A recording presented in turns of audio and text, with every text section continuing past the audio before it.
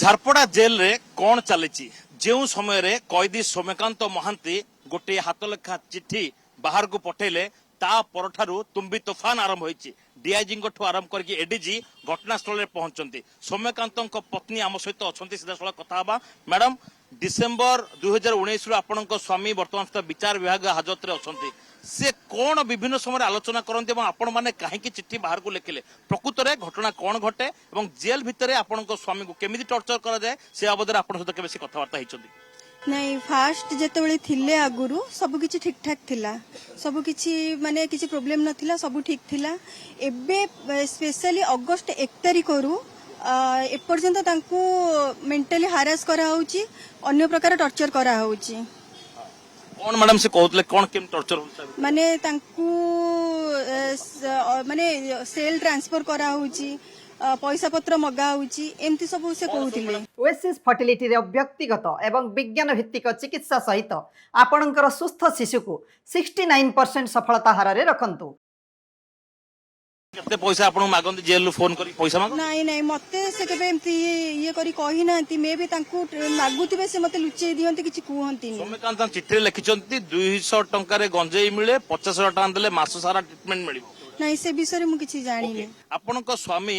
Jail भितर कथा पदा को आणले ता परवर्ती समय रे आपनक स्वामी को जेल भितर माड मरा गला आपनक स्वामी जेल भितर वर्तमान सुरक्षित की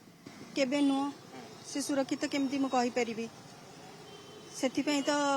आमे न्याय चाहू छु आपण तांको वर्तमान सुधा जेल रो अलग ता सुरक्षा नै की भेटिबे अधिकारी निश्चित आज कौन पे आस्तिले आपण जेल आज मु आसीतिली तांको सहित भेटी की तांको सहित कथाबार्ता ही अल्प समय कथा हे कौन कहले से कहले किछि तांको ऊपर आक्रमण कहले मैडम से कहउचंती माने किछि कथाबार्ता ही की एक्शन नवा पे किछि कहउचंती के मैडम वाले 5 वर्ष रहइबा भितरे से मते किछि कहि नांती डायरेक्ट रहउचंती एवं ताकू नै कोन कहउचंती ताकू नै हाँ। आलोचना गोटी पटे हमें जदी निश्चित देखिबा तो वर्तमान सुधा जेल भितर जेतेबेले वर्तमान सुधा कुआ जाउची जेल भितरे से वर्तमान संपूर्ण भाव में असुरक्षित अच्छा सुरक्षा दि जाऊ से ने कि वर्तमान पत्नी एवं आसिक जेल पाखे पहुंचती जेल में पहुंचा पर स्वामी सहित भेटी किंतु जेल भितर गोटे एमती रैकेट चली गोटे कारबार चली से जिनस स्पष्ट होची किंतु अन्यपटे एडीजी अमिताभ ठाकुर घटनास्थल में पहुंचा पर पूरा घटनार चित्र बदली जाइए सबू सीसीटीवी फुटेज को लेकिन बर्तमान सुधा जांच करा सीसीटीवी रे गोटे वार्ड रु आउ गोटे वार्ड को केमिति जाकि मारपिट कले केमिति मरणांतक आक्रमण कले से बाबद में बर्तमान सुधा खोलताड़ करा कारण पवित्र पृष्टिंग सौभाग्य परिडा कनक न्यूज।